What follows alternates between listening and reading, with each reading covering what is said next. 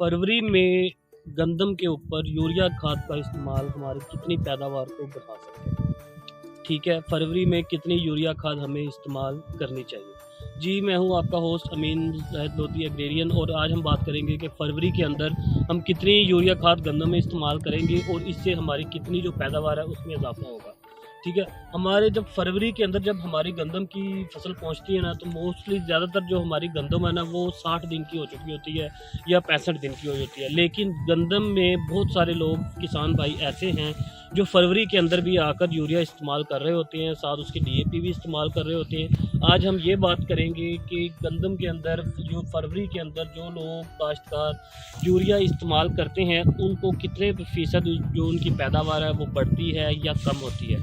तो तमाम काश्त भाइयों, मैं आपको बताता चलूँ कि जितनी भी गंदम है ना उसके अंदर 55 दिन के बाद हम यूरिया की जो खाद है वो इस्तेमाल नहीं करते, क्योंकि इसकी बहुत सारी वजूहत हैं। एक मैं आपको बताता चलूँ कि गंदम की जो फसल है ना इसके 2 मराहिल होते हैं। एक मराहिल में वो अपने कद को बढ़ाती है, जिसे हम कहते हैं वेजिटेटिव, मतलब कि वो अपना जितना भी साइज़ है ना उसको बढ़ाएगी, और वो पहला मरहला होता है 55 से 60 दिन के अंदर। और 60 दिन के अंदर या 60 दिन के बाद जो गंदम है ना इसका दूसरा मरहला स्टार्ट हो जाता है, जिसे हम कहते हैं सिट्टा बनने का अमल। कि 55 या 60 दिन के बाद जो गंदम है ना वो सिट्टा बनाना शुरू कर देती है। लेकिन अगर हम 60 दिन के बाद या 55 दिन के बाद गंदम के अंदर यूरिया खाद का इस्तेमाल करते हैं, तो वो जो सिट्टा बनाने का अमल है ना उसको गंदम रोक के दोबारा फिर वो कद बढ़ाने की तरफ शुरू हो जाती है। इसलिए हमें चाहिए कि हम जितनी भी खाद है यूरिया की, चाहे डीएपी या ग्वारा इस्तेमाल कर रहे हैं ना, वो 55 दिन के अंदर अंदर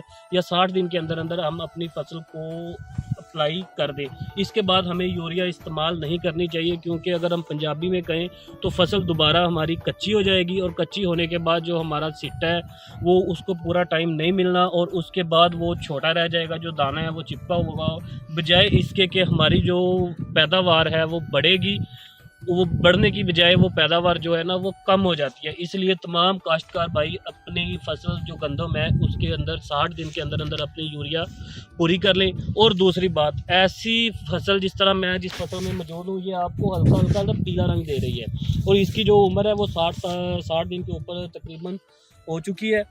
ठीक है, इस ऐसी फसल जहाँ पे आपको पिलाहट नज़र आ रही हो और आपने उसको यूरिया लगाना चाहते हो, इसके लिए आपको ये करना चाहिए कि आप 3 किलो यूरिया लेंगे और 100 किलो पानी के अंदर इसको मिक्स करके उसके ऊपर स्प्रे करेंगे, ताकि इसकी जो यूरिया की या जो नाइट्रोजन की शॉर्टेज है वो पूरी हो जाए और ये दोबारा आपको सब्ज़ रंग की नज़र आने लग गए। अगर आप इसको एक बार भी स्प्रे कर सकते हैं, और इसका यूरिया का स्प्रे आप 2 दफ़ा भी कर सकते हैं, लेकिन आपने एक बात याद रखनी है, 60 दिन के बाद आपने यूरिया को या डीएपी को अप्लाई नहीं करना, क्योंकि इससे जो हमारी फसल है, जो इसकी पैदावार है वो बजाय बढ़ने से कम होगी। जी, अल्लाह हाफ़िज़।